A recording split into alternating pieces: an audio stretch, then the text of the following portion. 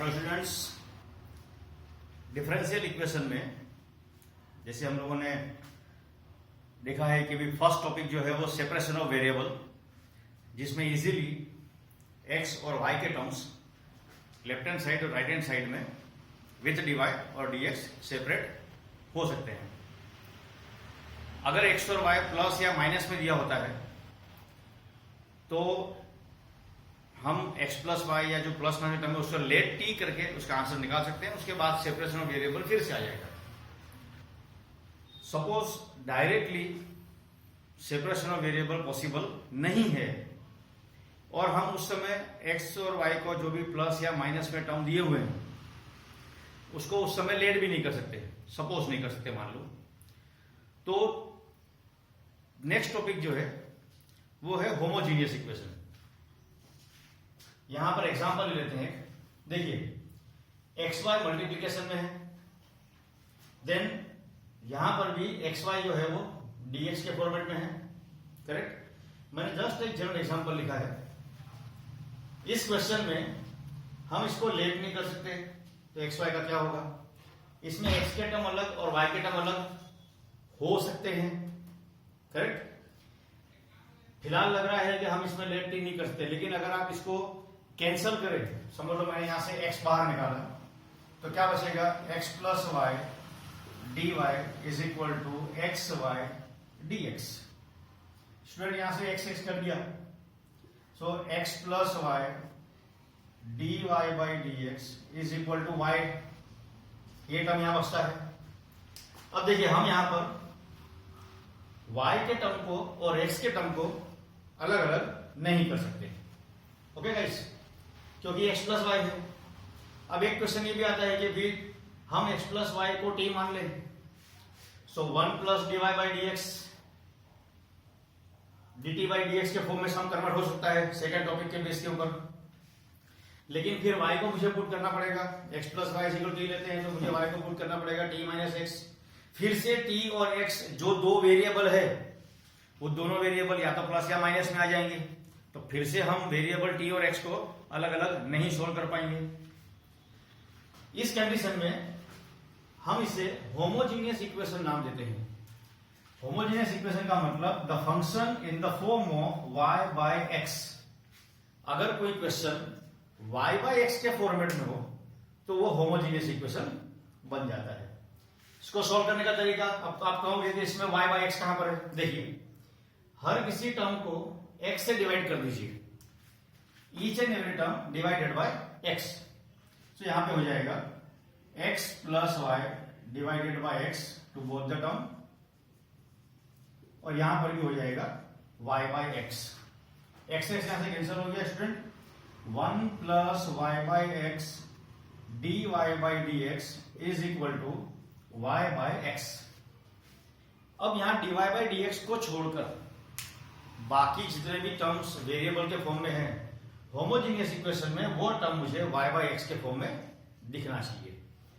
अगर y by X के form में टर्म है तो हम यहां पे करेंगे let y by X equal to T, या y by X equal to, आप जनरली मेरी आदत है मैं z मान लेता हूं, आप कुछ भी लेट कीजिए, इससे कोई फर्क नहीं पड़ता। y by X equal to z, इसका मतलब क्या हुआ, या जनरली v, कुछ सीबीएसई की बुक्स में या एनसीईआरटी में स्टेट बोर्ड के अंदर में v लिखा होता है ना, वो सब चीजें छोड़ के let y by X equal to v, so y equal to V X. मैंने वेरिएबल से लिखा, आप वेरिएबल जो भी लेट कीजिए, x मल्टीप्लाई में गया। अब इसका यहां पे डिफरेंशिएशन करना है, डेरिवेटिव निकालनी है, विकलन करना है इसका। So D Y by D x equal to, student यहां पे मल्टीप्लीकेशन रूल है डेरिवेटिव का, सो v ऐसी रहेगा, x का डेरिवेटिव 1 प्लस x ऐसी रहेगा, v का डेरिवेटिव dv बाई dx। अब डेरिवेटिव पे होल्ड अगर अच्छा हो तो नेचुरली हमें dy बाई dx की वैल्यू मिल जाएगी। ये dy बाई dx की वैल्यू हम इस इक्वेशन में जो भी हमने कन्वर्ट किया वहां सब्स्टिट्यूट कर देते हैं। सब्स्टिट्यूट करने के बाद 1 plus v dy by dx। Students dy by dx क्या है, v plus X dv by dx। तो हो जाएगा v plus X dv by dx is equal to v। तो इक्वल टू में क्या है यहाँ पर y बाई एक्स v। इस तरीके से ये सम जो है वो दो वेरिएबल v और x के फॉर्मेट में कन्वर्ट हो जाएगा। अब जैसे हम सॉल्व करते हैं वैसा ही इस 1 प्लस वी को हम डिवाइड में लेके चले जाए तो v plus X dv by dx is equal to v divided by 1 plus V. Plus v जो इस तरफ है उसे उस तरफ लेके जाइए, x dv by dx is equal to v divided by 1 plus V minus v by 1। v को उस तरफ लेकर के चले गए, x dv by dx is equal to, यहां पर एलसीएम होगा, एलसीएम लेने पर आएगा 1 plus v minus v minus v square, LCM and cross multiply. Correct student, यहां पे बच क्या रहा है, x dv by dx is equal to minus v square divided by 1 plus v। अब यहां पर स्टूडेंट हम ये चीज देखते हैं, नाउ जो हमारा सबसे पहला मेथड था सेपरेशन ऑफ वेरिएबल, वैसे डिफरेंशियल इक्वेशन जो मेन एप्लीकेशन फिजिक्स के अंदर है उसमें कुछ 30 से 31 टॉपिक्स है with exponential, trigonometry, logarithm, algebraic, जितने भी फंक्शंस है वो राइट हैंड साइड के हिसाब से सॉल्व होते हैं, वो हायर स्टडीज के लिए बाकी रखे। फर्स्ट जो पार्ट है सेपरेशन ऑफ वेरिएबल आपको दिखा, वो कन्वर्ट हो गया, एक्स और वाई प्लस या माइनस में दिखाई देते हैं और उसको हम लेट टी करके आगे बढ़ते हैं, सम टी और एक्स वेरिएबल में कन्वर्ट हो गया, वहां पे सेपरेशन ऑफ वेरिएबल हो गया। थर्ड टॉपिक, ना सेपरेशन ऑफ वेरिएबल हो रहा है ना हम किसी को लेट कर सकते हैं, तो ये ध्यान जाता है कि शायद y बाई एक्स के फॉर्मेट में सम हो, तो वो होमोजीनियस इक्वेशन हो गया। फिर भी वो सोल्व होने के बाद आखिरी स्टेज में कहा जाता है सेपरेशन ऑफ वेरिएबल के फॉर्मेट में। तो ऐसे सभी क्वेश्चन का एक टिपिकल मेथड है जो छेले सेपरेशन ऑफ वेरिएबल में कन्वर्ट हो जाता है। और हमने एक जो टॉपिक किया था लीनियर डिफरेंशियल इक्वेशन, विकल्प समीकरण रेखीय, करेक्ट, वो एक अलग टॉपिक है। यहां पर v के टर्म और x के टर्म अलग हो रहे हैं, इसको इधर लेकर के आ जाए, ये हो जाएगा 1 plus V divided by V square dv is equal to minus 1 by X dx। सीधा स्टूडेंट, ये दोनों पार्ट अलग अलग हो गए, करेक्ट, v वेरिएबल और x वेरिएबल सेपरेट हो गया। इंटीग्रेट बोथ द साइड, हम दोनों बाजू इंटीग्रेशन की साइन डाल देते हैं।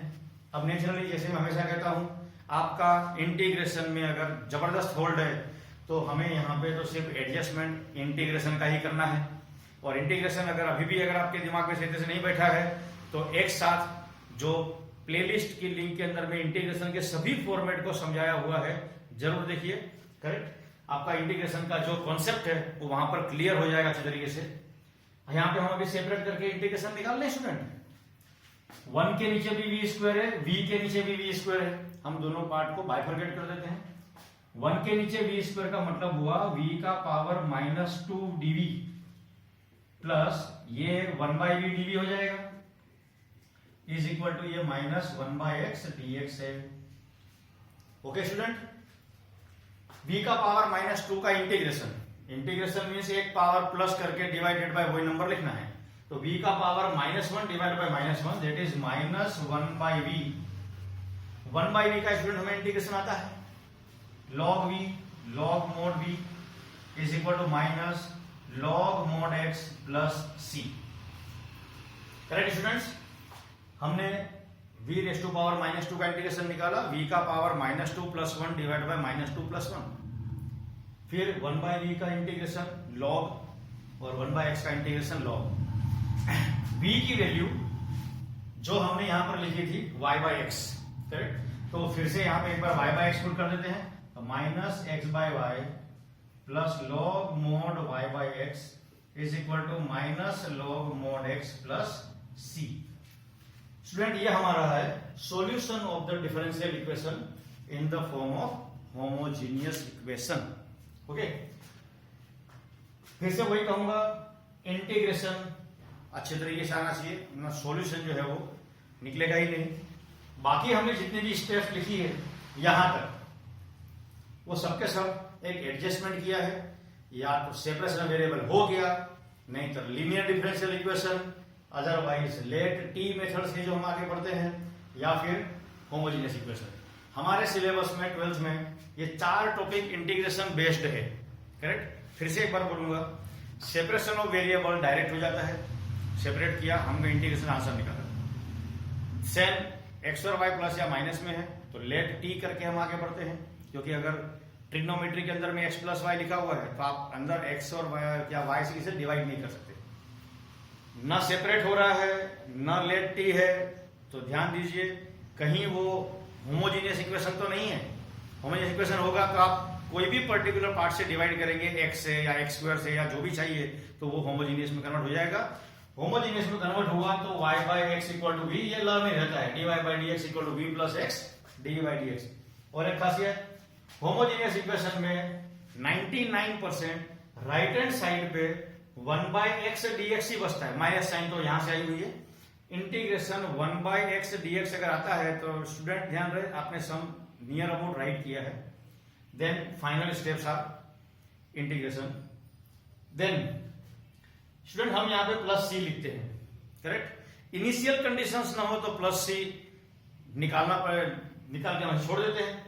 अदरवाइज देखिए, अगर मैंने सी को लॉग सी माना होता तो हम लॉग को सॉल्व कर सकते हैं। मतलब इसका हम 2-3 स्टेप आपस में एडजस्टमेंट भी कर सकते हैं। जरूरी नहीं है कि हम सिर्फ लॉग सी लिखें, हम लॉग ए लिख सकते हैं। तो ये हो जाएगा लॉग ए माइनस लॉग एक्स, मतलब कि लॉग ए बाई एक्स। यहां पर भी लॉग है, हम इस लॉग को उधर ले जाके माइनस करें तो लॉग की प्रॉपर्टीज हमको सिखानी चाहिए। सब कुछ अगर यहाँ पे लॉग में कन्वर्ट हो गया तो ये ई रेस टू पावर में कन्वर्ट हो सकता है। सॉल्यूशन क्या निकालना है वो आप पे डिपेंड है। डिफरेंशियल इक्वेशन में एक से ज्यादा आंसर्स आ सकते हैं।